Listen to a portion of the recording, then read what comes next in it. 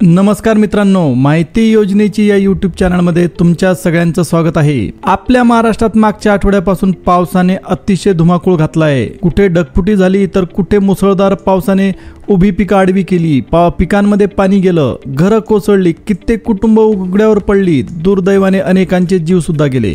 आता प्रश्न असा उभा राहतो की या सगळ्या नुकसानीवर शेतकरी आणि गावकऱ्यांना मदत कशी मिळणार, किती मदत मिळणार आणि ती मदत मिळवण्यासाठी त्यांना काय करावं लागणार, याचं सगळं उत्तर मी तुम्हाला या व्हिडिओमध्ये सांगणार आहे। म्हणून तुम्ही व्हिडिओ शेवटपर्यंत पहा, लक्ष देऊ नये का, कारण सगळी माहिती प्रत्येक शेतकऱ्यापर्यंत पोहोचणं खूप गरजेचं आहे। चला तर मग व्हिडिओला सुरुवात करूया। तर शेतकरी बांधवांनो, मागच्या आठवड्यापासून पावसाने आपल्या महाराष्ट्रात हाहाकार माजवला आहे। मराठवाडा असो, विदर्भ असो, सगळीकडे ढगफुटी आणि जोरदार पाऊस शेतकऱ्यांच्या पिकांमध्ये घुसलाय। त्यामुळे शेतकऱ्यांचं प्रचंड नुकसान झालंय। उभं पीक पावसामुळे वाहून गेलं आहे, काहींची तर पूर्ण शेतीच उद्ध्वस्त झाली आहे। एवढंच नाही तर गावागावात घरांच्या भिंती कोसळल्या, छप्र उडून गेली, कित्येक कुटुंब उघड्यावर पडली। सगळ्यात दुःखद गोष्ट म्हणजे या पावसामुळे जवळपास 21 जण दगावल्याचे सांगण्यात आलंय। कालच राज्य मंत्रिमंडळाची मोठी बैठक या विषयावर पार पडली। या बैठकीत आपल्या मुख्यमंत्री साहेबांनी महाराष्ट्रातील अनेक जिल्ह्यांमध्ये झालेल्या अतिवृष्टीचा सविस्तर आढावा घेतला। या आढाव्यात घरांची पडझड झालेली त्यांना दिसली, काही ठिकाणी माणसांचे जीव सुद्धा गेले, शेतीला मोठं नुकसान झालं हे आधी स्पष्ट झालं। आता या परिस्थितीवर उपाय म्हणून मुख्यमंत्री साहेबांनी थेट जिल्हाधिकाऱ्यांना ऑर्डर दिली आहे की अशा शेतकऱ्यांना आणि अशा कुटुंबांना NDRFच्या माध्यमातून नुकसान भरपाई दिली जावी। त्याचबरोबर प्रत्येक जिल्ह्याचे पालकमंत्री यांना देखील त्यांनी आदेश दिले आहेत की आपल्या जिल्ह्यात जाऊन तेथील परिस्थिती पाहावी आणि त्यांना तात्काळ सूचना कराव्या। किती नुकसान झालं, कोणतं नुकसान झालं आणि कुठे झालं याची खरी माहिती त्यांच्यापर्यंत पोहोचवावी। त्यानंतर पंचनामे करून ज्यांना नुकसान झाले आहे त्यांना मदत द्यावी। तर मित्रांनो, शासनाने नुकतेच ठरवून दिलेल्या या निकषानुसार शेतकऱ्यांना आणि जनावरांच्या मालकांना विविध प्रकारची मदत मिळणार आहे। लक्ष देऊ नये का, तुम्ही जर शेतकरी असाल आणि तुमच्या घरी जनावरं असतील, शेतात काम करणारी जनावरं, तर तुम्हाला मदत मिळणार आहे। आता बघा, पेरणी केलेल्या क्षेत्रात परतीची मर्यादा ठेवली आहे। आश्वासित जलसिंचनाखालील पिकांना किमान 2,500 रुपयांपेक्षा कमी मदत मिळणार नाही आणि बहुवार्षिक पिके घेत असाल तर त्या पिकांसाठी हेक्टरी 23,000 रुपये, पहा शेतकरी बांधवांनो, हेक्टरी 23,000 रुपये महाराष्ट्र शासनाकडून मिळणार आहेत। पण कोणाला जर बहुवार्षिक पिके घेतात त्यांना, म्हणजे वर्षाला अनेक पिके घेतात अशा शेतकऱ्यांना, आणि किमान मदत मिळणार आहे 2,500 रुपयांपेक्षा कमीची मदत तुम्हाला मिळणार आहे। पण त्यात किमान मदत ही 2,000 रुपयांपेक्षा कमी नसावी असं सांगण्यात आलंय। आता रेशीम शेतकऱ्यांसाठी पण वेगवेगळ्या प्रकारच्या रेशीम पिकांसाठी मदतीचे दर ठरवण्यात आले आहेत। जसे की कोणी जर एरी मलबेरी टसर रेशीम पिकांसाठी 8,000 रुपये तर मुगा रेशीम पिकांसाठी 7,000 रुपये, यात किमान 2,000 रुपयांपेक्षा कमी मदत मिळणार नाही याची ग्वाही शासनाने दिलेली आहे। आता 2 हेक्टरपेक्षा जास्त जमिनीवर शेती करणाऱ्या शेतकऱ्यांना विशेष अनुदान देणार आहे आपलं महाराष्ट्र सरकार। आता ज्यांची कोरडवाहू शेती आहे अशा कोरडवाहू शेतीसाठी 8,000 रुपये प्रति हेक्टर भेटणार आहे आणि जी शेती बागायती आहे, जलसिंचनाखाली आहे, अशा पिकांसाठी 20,000 रुपये दिले जातील। पहा शेतकरी बांधवांनो, तुमची जर कोरडवाहू शेती असेल किंवा जलसिंचनाखाली म्हणजे बागायती शेती असेल तर तुम्ही कमेंट बॉक्समध्ये कमेंट करून नक्की सांगा।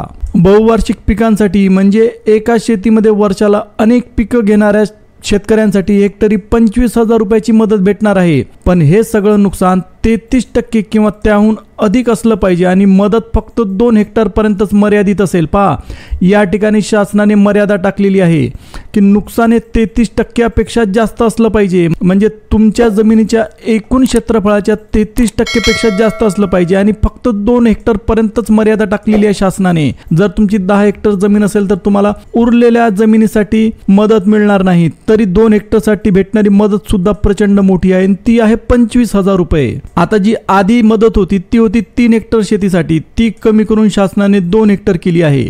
आता जनावरांबाबत बोलायचं झालं तर दुधाळ जनावर मेल्यास गाई, म्हशी, उंट या प्रजातींसाठी 31,000 रुपये मिळतील। लहान जनावर जसं बकरी, मेंढी, डुक्कर मेल्यास 3,000 रुपये मिळतील।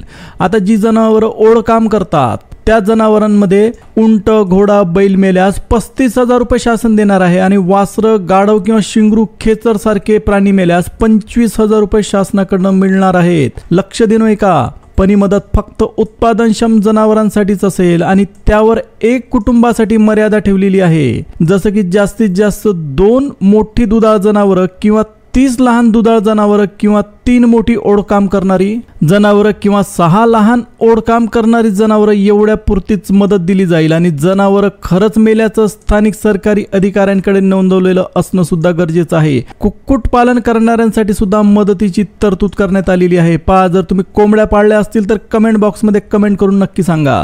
तुम्ही जर कुक्कुट पालनाचा व्यवसाय करता तर कोंबड्या मेल्या असतील तर 100 रुपये प्रति दर प्रत्येक कोंबडीच्या मागे या दराने मदत मिळेल. पण त्यावर 10,000 रुपयांची मर्यादा असेल. म्हणजे तुम्हाला जास्तीत जास्त 10,000 रुपयांपर्यंतच आर्थिक मदत मिळेल आणि ही मदत फक्त नैसर्गिक आपत्तीमुळेच मिळणार आहे. पहा, ही गोष्ट सुद्धा लक्षात घ्या. नैसर्गिक आपत्तीमुळेच मदत मिळेल. जर इतर कोणतीही आपत्ती आलेली असेल, कोणता आजार आला असेल, काही झालं असेल तर मदत मिळणार नाही. जर एखाद्या रोगामुळे कोंबड्या मेल्या असतील तर त्या वेगळ्या योजनेत मदत दिली जाईल. याशिवाय जनावरांच्या छावण्यांमध्ये चारा, पाणी, औषधोपचार पुरवण्यासाठी शासनाने विशेष योजना आखली आहे आणि विद्यमान गोशाळांना गुरांच्या छावण्या म्हणून समाविष्ट करण्याची मुभा दिलेली आहे. छावणी बाहेरील जनावरांसाठी सुद्धा चारा मिळून दिला जाणार आहे. तसंच मासेमारी करणाऱ्या मत्स्य व्यावसायिकांसाठी जर नैसर्गिक आपत्तीमुळे जाळी खराब झाली किंवा बोट बुडाली तर त्यांच्यासाठी मोठी तरतूद करण्यात आलेली आहे. आता प्रश्न असा येतो की नुकसान भरपाई नक्की किती मिळणार आहे. तर यासाठी शासनाने अधिकृत निर्णय घेतलेला आहे. केंद्र शासनाच्या नैसर्गिक आपत्ती निधी म्हणजे NDRF आणि SDRF यांच्या निकषानुसार मदतीचे दर ठरवले गेले आहेत. हे निकष सन 2022 ते 26 या काळासाठी लागू आहेत आणि त्यानुसारच राज्य सरकारकडून मदत दिली जाणार आहे. या नियमानुसार जर एखाद्या कुटुंबातील व्यक्तीचा जीव गेला तर त्या कुटुंबाला 4 लाख रुपयांची आर्थिक मदत मिळणार आहे. आणि तसेच एखाद्या व्यक्तीचे डोळे गेले किंवा शरीराचा अवयव निकामी झाला असेल तर त्या परिस्थितीनुसार देखील मदत केली जाईल. जर अपंगत्वाचे प्रमाण 40% ते 60% असेल तर 75,000 रुपयांची मदत दिली जाणार आहे. पण जर अपंगत्व 60% जास्त असेल तर 2 लाखांपर्यंतची मदत मिळणार आहे. सरकार वेगवेगळ्या प्रकारे गरजूंना मदत करण्यासाठी नेहमी तयार राहते, हे यावरून आपल्याला दिसून येते. मात्र यासाठी सरकारी दवाखान्यातील वैद्यकीय अधिकाऱ्याने तसं आवश्यक प्रमाणपत्र दिलं पाहिजे. नैसर्गिक आपत्तीमुळे जर कोणी जखमी होऊन दवाखान्यात दाखल झालं असेल तर त्यासाठी सरकारकडून वेगवेगळ्या प्रकारची मदत दिली जाते. जर एखादी व्यक्ती 1 आठवड्यापेक्षा जास्त दिवस दवाखान्यात राहिली तर त्याला 18,000 रुपये इतकी मदत दिली जाणार आहे. आणि जर उपचारासाठी 1 आठवड्यापेक्षा कमी कालावधीसाठी दाखल झाले तर त्या व्यक्तीला 6,000 रुपयांची मदत मिळणार आहे. पण जर कोणी आयुष्यमान भारत योजनेखाली उपचार घेत असतील तर त्या व्यक्तीला ही मदत मिळणार नाही. त्यानंतर जर एखादं गाव 2 दिवसांपेक्षा जास्त काळ पाण्यात बुडालं असेल, घरे वाहून गेली असतील, शेतीचं प्रचंड नुकसान झालं असेल तर त्या कुटुंबाला कपडे, भांडी आणि घरगुती वस्तूंसाठी प्रत्येक कुटुंबाला 30,000 पर्यंतची प्रचंड मोठी रक्कम सरकार देणार आहे. तसेच ज्यांच्या कुटुंबांच्या रोजच्या उपजीविकेवर मोठा परिणाम झाला आहे अशा कुटुंबातील 2 प्रौढ व्यक्तींना रोजंदारीप्रमाणे मदत दिली जाणार आहे. ही मदत राज्य सरकारकडून थेट खात्यात जमा केली जाईल किंवा काही वेळा वस्तू रूपातही दिली जाऊ शकते. या मदतीचा कालावधी सुरुवातीला 30 दिवसांचा ठेवला जातो आणि परिस्थितीनुसार तो 60 दिवसांपर्यंत किंवा दुष्काळ, टोळधाड यांच्यासारख्या कारणांमुळे 90 दिवसांपर्यंत वाढवला जाऊ शकतो. आपत्तीच्या काळात बचावासाठी बोटी भाड्याने घेतल्या असतील तर त्याचा खर्च सुद्धा शासन उचलणार आहे. तसेच ज्या लोकांना मदत छावणीत राहावं लागतं त्यांना अन्नधान्य, कपडे, औषधोपचार यासाठी सुद्धा मदत दिली जाणार आहे. हवाई मार्गाने वस्तूंचा पुरवठा करणे, पूरग्रस्त भागातील पाणी काढणे, मृतदेहांची विल्हेवाट लावणे यासाठी वेगळा खर्च शासनाकडून केला जातो. आता सगळ्यात महत्त्वाचं म्हणजे शेतकऱ्यांची मदत. जर शेतात 3 इंचापेक्षा जास्त गाळ किंवा माती जमा झाली असेल आणि अधिकाऱ्यांनी त्या पद्धतीचं प्रमाणपत्र दिलं असेल की जी माहिती भेटली आहे त्या माहितीप्रमाणे नक्की गाळ आणि माती जमा झाली आहे तर त्या शेतकऱ्याला प्रति हेक्टर 20,000 रुपये इतकी मदत मिळणार आहे. मात्र एक अट आहे की याआधी त्याच शेतकऱ्याने दुसऱ्या कोणत्याही शासकीय योजनेतून मदत घेतलेली नसावी.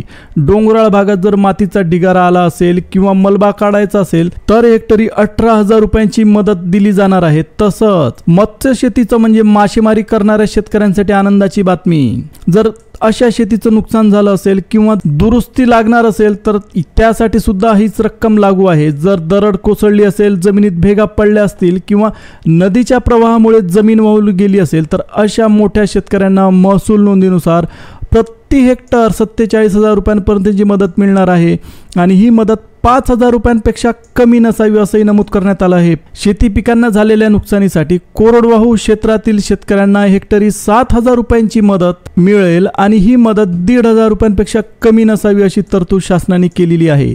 अनेक जणांच्या मनात असा प्रश्न निर्माण होतो की आपण पीक विमा भरलेला आहे, मग नुकसान भरपाई त्यातून का मिळत नाही. पण आता सुधारित पीक विमा योजनेत असा ट्रिगर ठेवलेला नाही. म्हणूनच शेतकऱ्यांना वाटू शकतं की आपल्याला पीक विम्याच्या माध्यमातून मदत मिळेल, पण तसं होणार नाही. नुकसान भरपाई मिळण्यासाठी मुख्यमंत्री साहेबांनी दिलेल्या आदेशानुसार पंचनामे केले जात आहेत. प्रत्येक जिल्हाधिकाऱ्यांच्या कर्मचारी मंडळी या पंचनाम्याची प्रक्रिया पार पाडत आहेत. त्यामुळे आपली शेती पाण्यात गेली असेल, घराची पडझड झाली असेल किंवा नैसर्गिक आपत्तीमुळे कुठलंही नुकसान झालं असेल तर तात्काळ पंचनामा करून घ्या.